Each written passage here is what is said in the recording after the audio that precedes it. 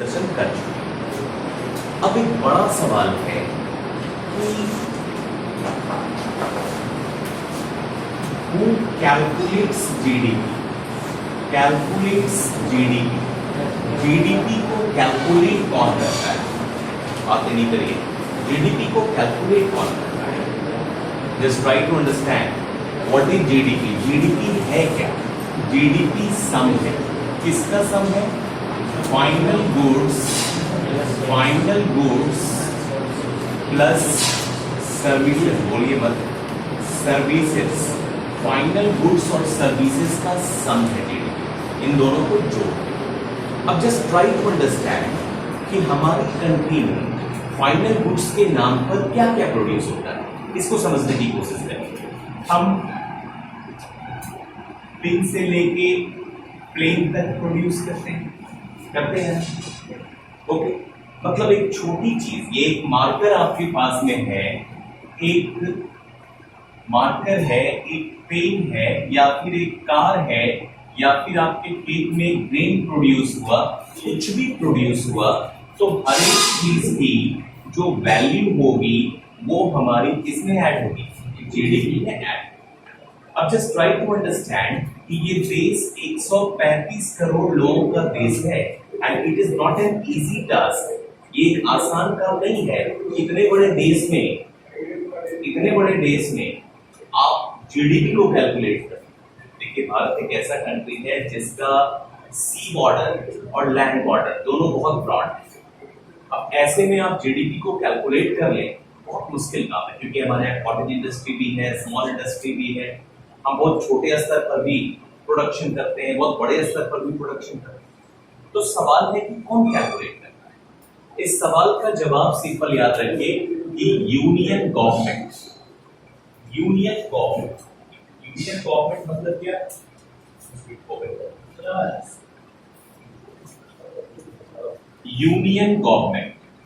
Union government या फिर इसको हम कह सकते हैं सेंट्रल गवर्नमेंट। तो सेंट्रल गवर्नमेंट कैलकुलेट करती है। अच्छा, सेंट्रल गवर्नमेंट कैसे कैलकुलेट करती है? मेजर जो सेंट्रल गवर्नमेंट में कैलकुलेट करने वाली यूनिट है, उस यूनिट को हम कहते हैं फाइनेंस मिनिस्ट्री। बेसिकली कैलकुलेट करती है। लेकिन क्या फाइनेंस मिनिस्ट्री केवल अपने दम पे करेगी? एक बात बताओ, एग्रीकल्चर सेक्शन में कितना प्रोडक्शन हुआ वो एग्रीकल्चर मिनिस्ट्री को पता है। कॉमर्स के सेक्शन में क्या प्रोडक्शन है वो उनको पता है, ठीक है। हैवी इंडस्ट्रीज के सेक्शन में क्या प्रोडक्शन है वो उनको पता है, उस डिपार्टमेंट को पता है। तो क्या करती है सेंट्रल गवर्नमेंट, फाइनेंस मिनिस्ट्री? वो डिफरेंट डिपार्टमेंट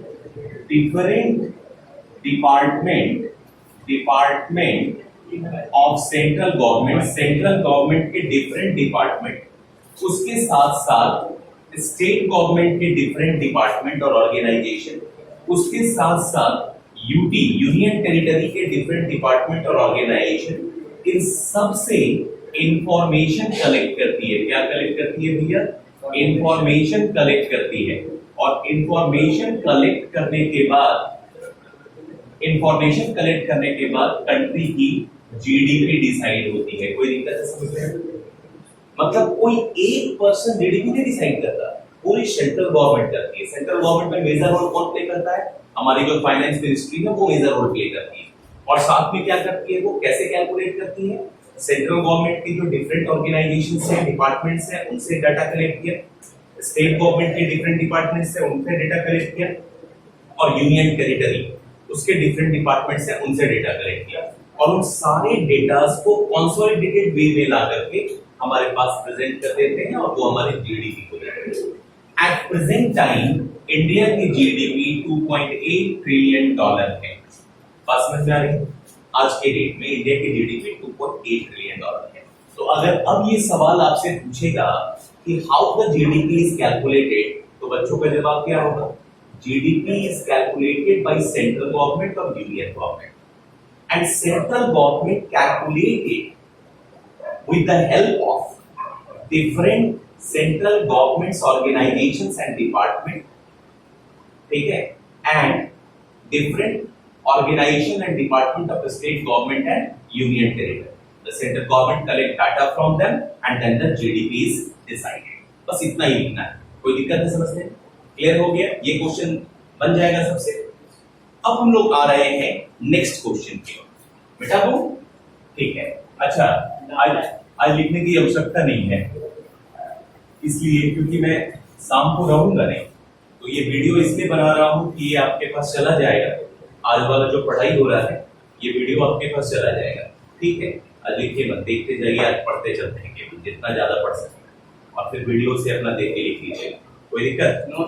चलिए अब अगला सवाल उठता है कि हमारे पास सेक्टर कौन कौन से हैं? प्राइमरी सेक्टर, सेकेंडरी सेक्टर और टर्सरी सेक्टर। हम कंपैरिजन पढ़ रहे थे, याद है ना, हम कंपैरिजन पढ़ रहे थे। अब देखना है दो चीज, एक हमें देखना है वर्कफोर्स और एक हमें देखना है किसको, एक हमें देखना है वर्कफोर्स को और उसके बाद दूसरा हमें देखना है इनकम को और प्रोडक्शन को, इन दोनों चीजों को देखना है, ठीक है। चलिए बढ़िया से इसको समझते हैं। अब इसको देखिए, एक बात है, इन द बिगिनिंग, शुरुआत में मैं आपको थोड़ा सा एक डेटा बता देता हूं कि in the beginning the dependency over primary sector was huge. अगर आपको 1940 1945 के आसपास का डेटा लेके चलो ना, तो आपको मैं क्लियर कट कह देता हूं कि उस समय एग्रीकल्चर पर हमारी डिपेंडेंसी अप्रॉक्सीमेटली 78 to 80%, ठीक है। अब इमेजिन करो कि एकदम से इनिशियल स्टेज में हमारी डिपेंडेंसी जो थी वो प्राइमरी सेक्टर पे ह्यूज डिपेंडेंसी थी, मतलब मैंने आपको कहा कि 78 to 80% के आसपास डिपेंडेंसी थी, ये 50-55 के पास। और आजादी से पहले लेके जाइएगा तो ये 90% के ओवर हो जाता है, क्योंकि हमारे यहाँ इंडस्ट्री कितनी थी, बहुत कम इंडस्ट्री थी। मैं आपको उंगली पे जोड़ करके बता सकता हूं कि कितनी इंडस्ट्री हमारे पास बिगनिंग से थी। अरे आपके पास इंडस्ट्री आई कब? भारत में पहली इंडस्ट्री 1850 के बाद लगी है भाई साहब, पहली इंडस्ट्री, ठीक है। दूसरी इंडस्ट्री और पहली इंडस्ट्री के बीच में कोई 5 साल का गैप है, और 3 इंडस्ट्री लगातार लगने के बाद में जो चौथी इंडस्ट्री लग रही है उसमें तो 15-20 साल का गैप है। तो ये तो हम इंडस्ट्री में हैं, इस तरह से तो हमारी इंडस्ट्री प्रोग्रेस की है। सिंपल सी बात है कि हम इंडस्ट्रियल प्रोग्रेस बहुत धीरे किए, बहुत देर किए। और रसिया वाला भी हमारे साथ कोई घटना नहीं हुई।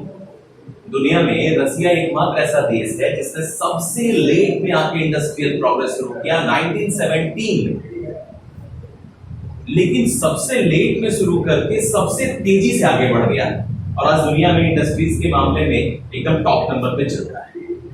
अच्छा, हम लेट से भी शुरू किए और हम पीछे भी चलते हैं, ठीक है।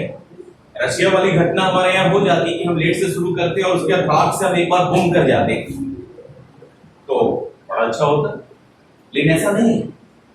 देखो आज के डेट में आपको ये बात समझना पड़ेगा, आप गवर्नमेंट को दोष देते, हम लोग ये कहते हैं कि हमारे यहाँ रोजगार नहीं, सरकारी नौकरी खत्म हो रही। अच्छा, सरकारी नौकरी है कितनी? पूरे भारत में सरकारी नौकरी कितनी है? अगर चपरासी से लेकर के प्राइम मिनिस्टर तक को काउंट कर दें तो 3 करोड़।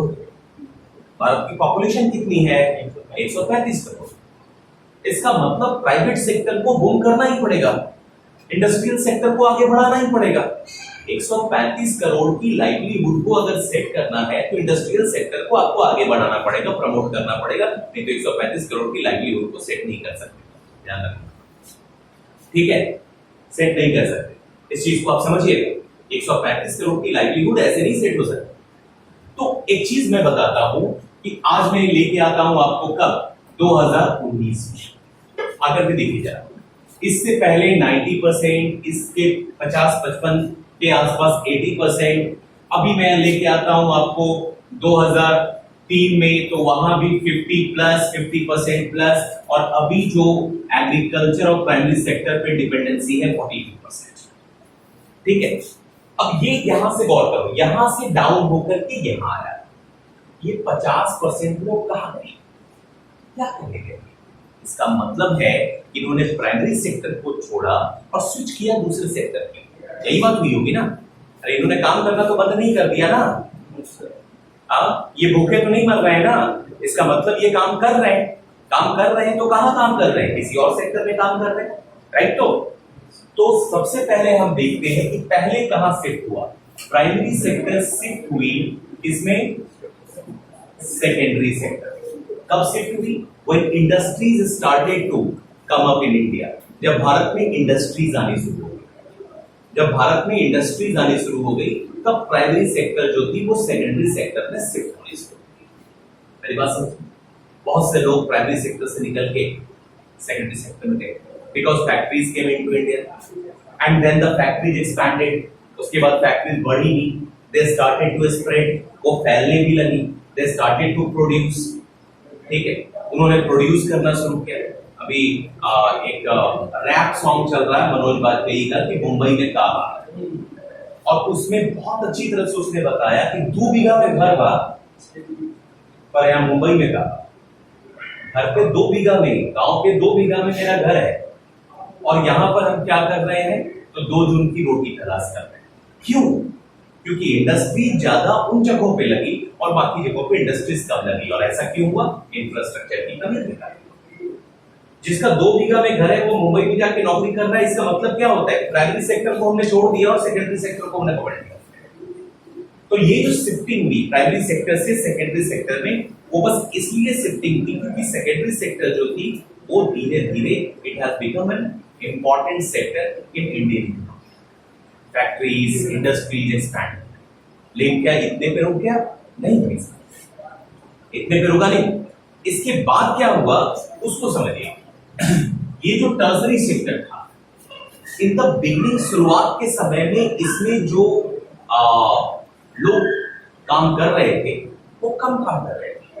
मतलब आपको समझ चाहिए कि ये 4% 5% के आसपास लोग काम कर रहे थे टर्सरी सेक्टर में शुरुआत के समय, और अभी 25% से ज्यादा काम कर रहे हैं। इसका मतलब फिर इससे और इससे शिफ्ट किसमें हो गया? टर्सरी सेक्टर में, क्योंकि टर्सरी सेक्टर प्रमोट होने लगी। और आज के डेट में tertiary sector is the most vital sector of our country. आज अगर सबसे बड़ा कोई सेक्टर है तो टर्सरी सेक्टर है। मैं आपको कंपैरिजन करके सारा बताता हूं कैसे सबसे बड़ा सेक्टर टर्सरी सेक्टर है। ध्यान रखना, चलिए मैं आपको दिखाता हूं और बढ़िया से इसको समझिए, डेटा को समझिए, वर्कफोर्स को समझिए, तो आपको दिखेगा। देखिए, अब production of goods in 3 sectors हम एक कंपैरिजन कर रहे हैं। प्रोडक्शन ऑफ गुड्स और साथ में क्या है? Services in 3 sectors. In 3 sectors, 3 sectors में गुड्स और सर्विसेज का प्रोडक्शन। हमारे पास कौन सा सेक्टर है? प्राइमरी सेक्टर, फिर कौन सा सेक्टर है? सेकेंडरी सेक्टर, और फिर कौन सा सेक्टर है? Tertiary sector. यही है ना, प्राइमरी, सेकेंडरी और टर्सरी, ये 3 सेक्टर्स हैं हमारे पास। अब जरा सा हम क्या करते हैं, कुछ ईयर्स लेते हैं। 1973, फिर लेके चलते हैं हम 2003, फिर लेके चलते हैं हम 2010 से 2010-11, और फिर आपको एक नया डाटा लेके चलते हैं 2018 से 2019, एक नया डाटा। ठीक है, तो यहां तक का आपको देते हैं। आपकी किताब में, कुछ किताब में इतना तक है, कुछ में इतना तक है, ये एक नया मैनेज करते हैं। ठीक, अब जरा सा देखिए, 1973 में प्राइमरी सेक्टर का टोटल प्रोडक्शन 12,000 करोड़ था, 1973, जबकि सेकेंडरी सेक्टर का टोटल प्रोडक्शन जो था वो 8,000 करोड़ था। कोई दिक्कत तो नहीं। और टर्सरी सेक्टर का टोटल प्रोडक्शन जो था वो 10,000 करोड़ था। कोई दिक्कत तो नहीं। मतलब 1973 में कौन लीड कर रहा था? Primary sector was leading. कौन लीड कर रहा था? Primary sector. कोई डाउट है इसमें? हमारे जीडीपी का 12,000 करोड़ प्राइमरी सेक्टर से आ रहा था। प्राइमरी सेक्टर मतलब pisciculture, horticulture, agriculture, animal rearing, lumbering, hunting, इन सब एरिया से आ रहा था। ओके, और सेकेंडरी सेक्टर जो इंडस्ट्री थी 8,000 करोड़। मैंने आपको पहले ही बताया कि हमारी इंडस्ट्री बहुत लेट आई है और बूम भी नहीं की। और टर्सरी सेक्टर से कितना था? 10,000 करोड़। यहां तक कोई दिक्कत है समझने में? बढ़िया से बात समझ में आ रही? अच्छा ठीक है। इसके बाद आते हैं 2003 की बात करते हैं। 2003 में जो प्राइमरी सेक्टर था वो कितना हो गया? 50,000 करोड़। तो ये जो 30 इयर्स का स्पैन है, ऐसा नहीं है कि प्राइमरी सेक्टर में डेवलपमेंट नहीं हुआ, और डेवलपमेंट। मैं आपको एक बात बताता हूं कि 1947 में जब हम आजाद हुए तो हमारे पास सबसे मेजर इशू था कि हम अपने देश के लोगों को खिलाएं क्या। कहेगा क्यों ये इशू आ गया? ये इशू इसलिए आ गया क्योंकि हमारी जो ग्रेनरी, जिसको हम कहते थे कि हमारा गोदाम है अनाज का, ग्रेनरी, वो तीन पार्ट की ग्रेनरी हमारी मिली थी और तीनों के तीनों हमने लूज किया। देखो, राइस पैडी का प्रोडक्शन सबसे ज्यादा म्यांमार में होता था और 1937 में हमने म्यांमार को लूज कर दिया। चलो चलो इधर आओ, उधर से उस गेट से आओ, ठीक है? ओके, तो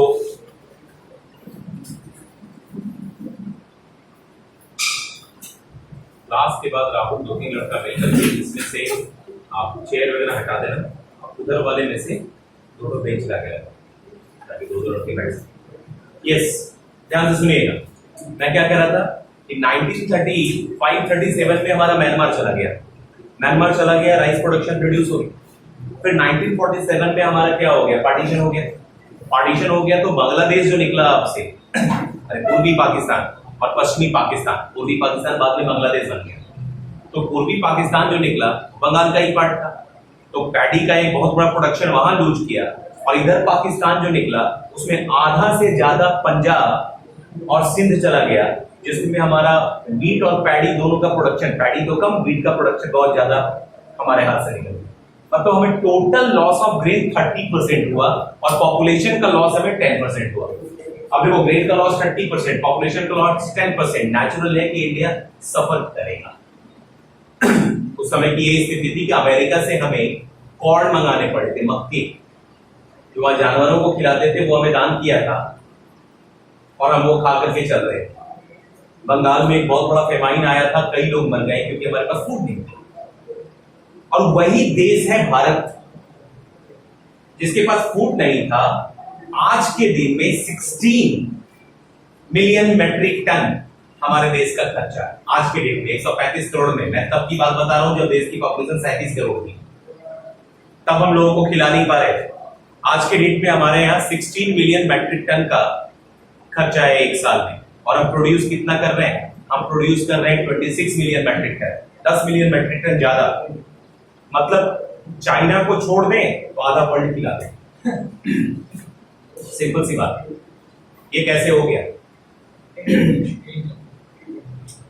ग्रीन रेवोल्यूशन, मुझे जब कोई ये बात कह देता है ग्रीन रेवोल्यूशन, तो मेरा तो माथा एकदम खराब हो जाता है।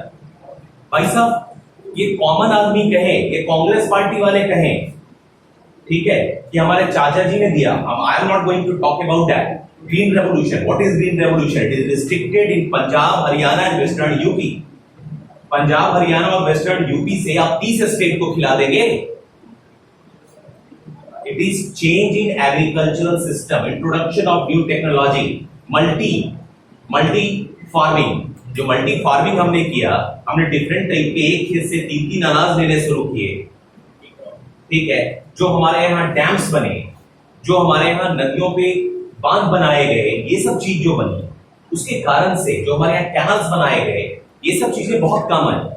ऐसे ऐसे खेत हैं जहां की एक फसल होता था, वहां 3 फसल लेते हैं, प्रोडक्शन तो इंक्रीज होगा। ग्रीन रेवोल्यूशन भी है, उसने भी सपोर्ट किया, लेकिन आप एक बात को समझिए कि और भी चीजें हैं, उसने भी सपोर्ट किया, ठीक है, और भी चीजें हैं, उसने भी सपोर्ट किया। कोई ऐसा नहीं कर सकते कि केवल एक चीज, बहुत सारे फैक्टर्स हैं, इस चीज को समझिएगा। तो आप देखिए कि हम प्रोग्रेस तो किए, नहीं किया, 20 साल में हम 10-12 हजार करोड़ से 50 हजार करोड़ पे आए, प्रोग्रेस तो कर गए। लेकिन अगर वही देखेंगे तो सेकेंडरी सेक्टर भी 50,000 करोड़ पे आ गई, मतलब सेकेंडरी सेक्टर इससे ज्यादा प्रोग्रेस कर गई। और यही देखेंगे टर्सरी सेक्टर को, तो टर्सरी सेक्टर 1,10,000 करोड़ पे आ गई, मतलब ये भी बूम कर गई। तो गौर करो, ये कितना टाइम गया? 11 टाइम्स बूम किया, नहीं किया? अच्छा, इसकी बात करेंगे तो ये कितना टाइम बूम कर गया? ये कितना टाइम बूम कर गया? 6.2, मतलब 6, मोर देन 6। और ये कितना टाइम? 5 टाइम। तो प्रोग्रेस तो हम कर रहे थे, लेकिन अब एग्रीकल्चर का प्रोग्रेस देख लीजिए कितना पीछे चला गया। और ये क्यों हुआ? क्योंकि हमने सेकेंडरी में इंडस्ट्री ज्यादा लगेगी, और टर्सरी तो भैया जैसे आपका इनकम बढ़ेगा टर्सरी अपने आप बढ़ेगा। अरे इनकम बढ़ेगा, आप क्या करोगे? फैसिलिटीज खरीदोगे ना, बेहतर हेल्थ सुविधाएं लोगे ना, बेहतर एजुकेशन लोगे ना, नेचुरल है, वो तो सर्विसेज है। आपकी इनकम बढ़ेगी तो वो बढ़ेगी। आज के डेट में कोरोना के कारण पूरा देश बंद हो गया, आप दुकानदार से जाके पूछिए, वो खुद बताएगा कि हमारी बिक्री कम हो गई। जी, अगर किसी के पिताजी दुकान करते हो उनसे पूछिएगा, वो बताएंगे कि हमारी जो सेलिंग है ना, पहले जो था वो अब कम हो गया। क्यों कम हो गया? लोग बस पैसा नहीं, अब पैसा नहीं है तो सेलिंग कम है, पैसा नहीं है तो क्या है? सेलिंग कम है, सिंपल सी बात है। कंप्रोमाइज की सिचुएशन में लोग हैं, this is the thing, compromise की सिचुएशन में लोग हैं। उसके बाद आते हैं 2010-11 का डाटा देखते हैं। 2010 और 11 में ये चला गया 1 लाख करोड़ पे,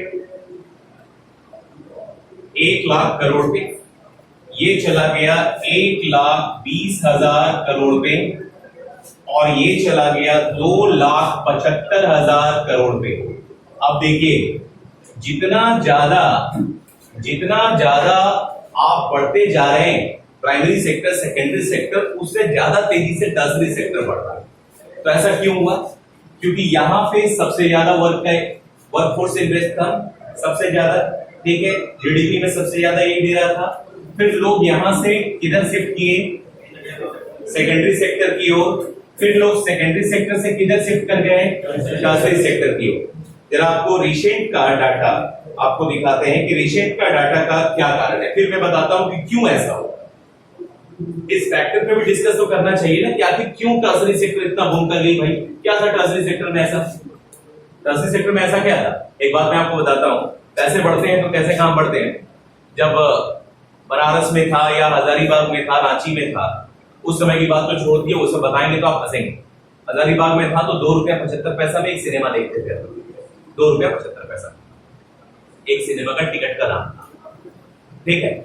और उसके बाद जब पटना आया, पटना की बात करता हूं, पटना जब आया तो पटना में आया 1995 में, और यहाँ सिनेमा हॉल थी, अशोक, मोना, ये सब था, और किसी भी सिनेमा हॉल का टिकट जो था वो 5 रुपया से ज्यादा नहीं था 1995, ठीक है। और तब हम लोग को सोचना पड़ता था 5 रुपया टिकट बहुत, 5 रुपया कहां से लाना।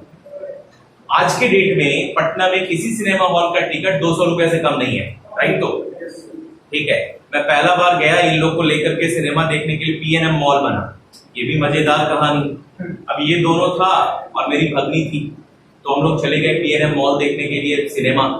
कोई सिनेमा था व्हाट्सएप, एक बार मैं तो जाके सोता ही हूँ, लोगों से पूछो ना, मुझे ले जाता है और सुलाता है, पैसा पे करवाता है और सुलाता है, बाकी कोई काम करता नहीं, एसी में सोने का ठीक ही है। अब हमको पता नहीं था कि टिकट का दाम इतना हो गया। काउंटर पे गए, मैं कहा 5 टिकट, पता चला 1,000। अब पत्नी, बच्चों, भगनी सबको लेके गए, आप कैसे कहूँ कि 1,000 रुपया बहुत ज्यादा होता है, हम तो 50 मान के चले थे, बहुत से वो 250 दे दिया।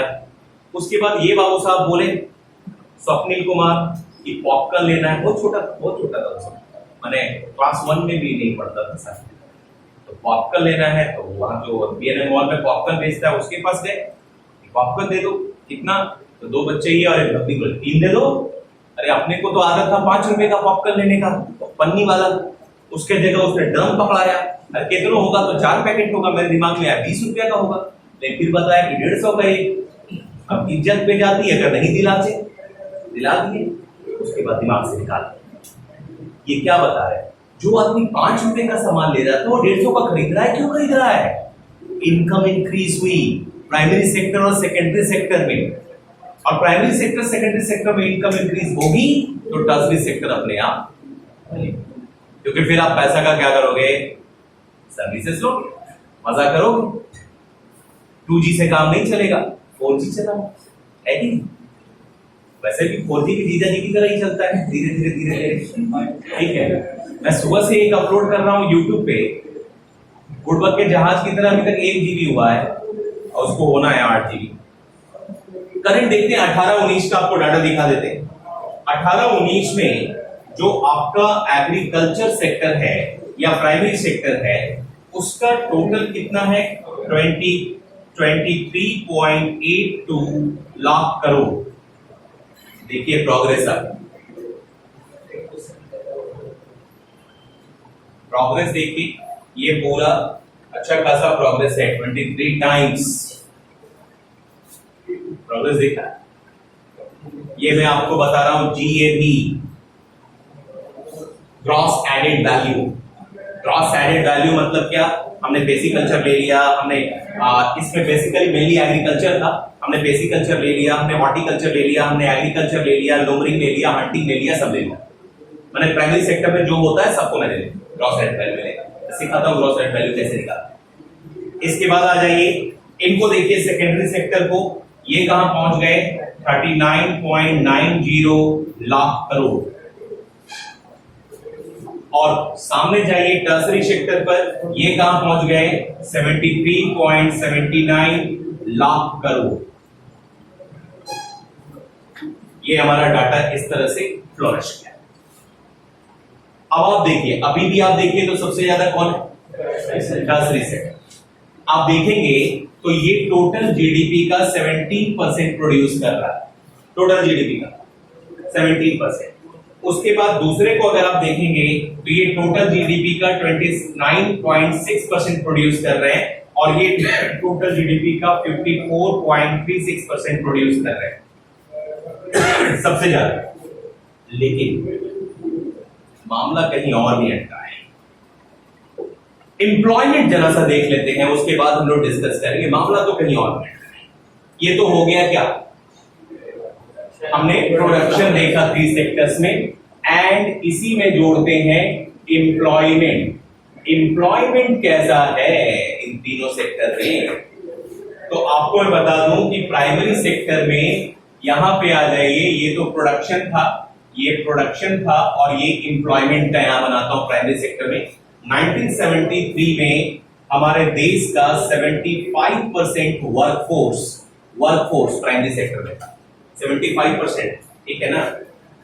उसके बाद आ जाइए सेकेंडरी सेक्टर में 10% वर्कफोर्स जो था, वर्कफोर्स सेकेंडरी सेक्टर में था, और टर्सरी सेक्टर में 15% वर्कफोर्स था।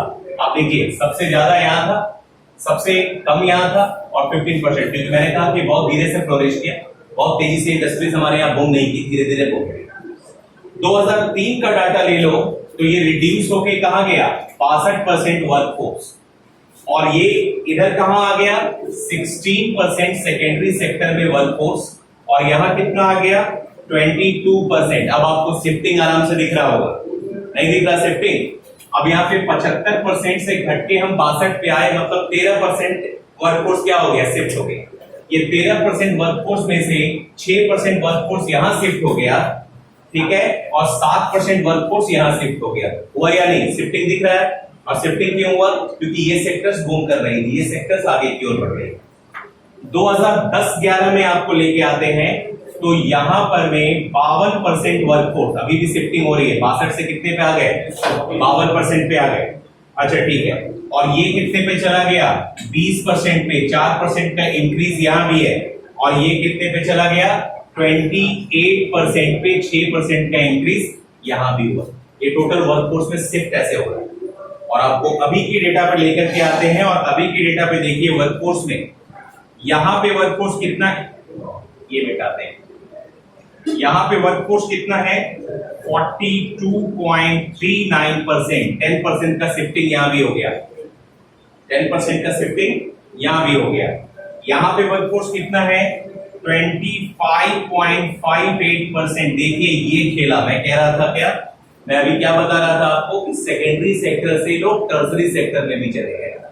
Shifting from secondary to tertiary हो गया, क्योंकि टर्सरी बहुत तेजी से आगे की ओर बढ़ा। अब देखिए सेकेंडरी कहां तक आ गई थी? 29.6% पे। अब सेकेंडरी कहां आ गई? 25.58%। इसका मतलब 4% का शिफ्ट यहां से हो गया रिसेंटली, और ये कहां चला गया? ये कहां चला गया? टर्सरी सेक्टर में। और टर्सरी सेक्टर में कितने पे है? 32.04% का वर्कफोर्स हमारे पास है। अब देखिए 28 था, 32, तो क्लियर आपको दिख रहा होगा कि इसका 4% यहां से उठा तो कहां गया? टर्सरी सेक्टर में। तो सेकेंडरी से टर्सरी में क्या हो गया? शिफ्ट हो गया। सर 20% से 25%। 20 से सर वो जीडीपी ना है 29.6% जीडीपी ना में कंट्रीब्यूट जो कर रहा है 20% से 25% जीडीपी हो रहा है 20% से 25%। तो मैक्सिमम शिफ्टिंग कहां से हो गई? प्राइमरी सेक्टर से। ठीक है, मतलब ये मूव नहीं किया। तो यहां समझ में आ गई बात या नहीं समझ में आई? तो देख लीजिए, फिर से देखिए, टोटल वर्कफोर्स हमारे पास क्या आएंगे इसका 75%, जो कि आज के डेट में कितना बचा 32%। तो टोटल शिफ्टिंग बताइए हमको कितना निकला? 75% से घट करके हम आ गए 42%। तो कितना शिफ्टिंग हो गया? 33% अप्रोक्सीमेटली।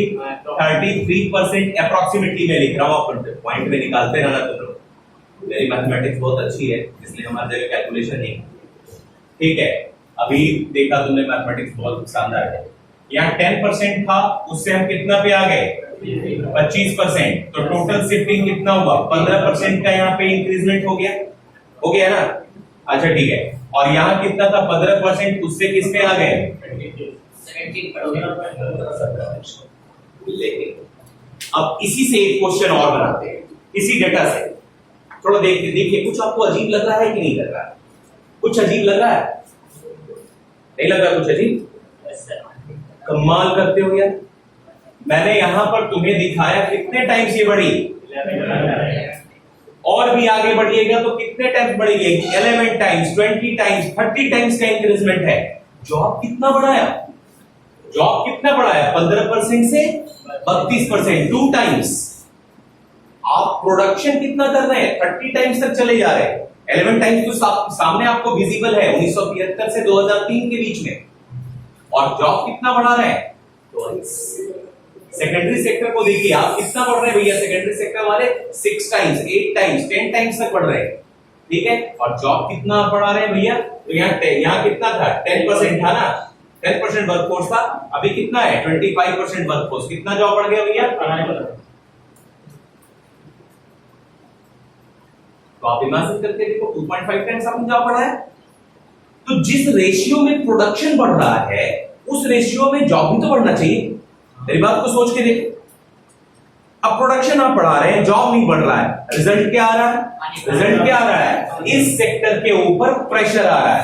यहां जो 42.39% लोग आज के डेट में हैं, क्या ये सभी एम्प्लॉयड हैं? नहीं। इनको लग रहा है कि हम एम्प्लॉयड हैं, लेकिन ये एम्प्लॉयड नहीं। और इस सिचुएशन को क्या बोलते हैं? Disguised labour. डिस्गाइज्ड लेबर, ऐसी परिस्थिति जब आपको लगे, इस पर हम लोग आते हैं, इस पर डिस्कस करेंगे। ये क्वेश्चन बहुत इंपॉर्टेंट है, व्हाट इज डिस्गाइज्ड लेबर और क्यों है अपने कंट्री। ठीक है, तो अभी 2-3 चीज पे हम लोग बात करने वाले हैं। सबसे पहले बात करेंगे कि टर्सरी सेक्टर क्यों बूम कर गया। आखिर टर्सरी सेक्टर आप देखिए तो ह्यूज डेवलपमेंट है, ऐसा क्यों? क्या था टर्सरी सेक्टर? फिर हम लोग देखेंगे कि प्राइमरी सेक्टर पे लोड क्यों है, सेकेंडरी सेक्टर और टर्सरी सेक्टर कहीं तो पीछे रह जा रही है। फिर हम देख सकते हैं कि प्राइमरी सेक्टर को हम प्रमोट कैसे कर सकते हैं। ये 2-3 क्वेश्चन हैं जिस पर डिस्कशन बाकी है। ये 2-3 क्वेश्चन है जिस पर डिस्कशन बाकी है। बंद करो भैया, अजीत सर आ गए हैं, आइए आप लोग चेहरा देखिए। रुको, अजीत सर का चेहरा देखो, चेहरा देख लीजिए। थोड़ा दिख रहा है मेरा? बाय करिए, प्रणाम भैया। एक देता हूँ पीछे से।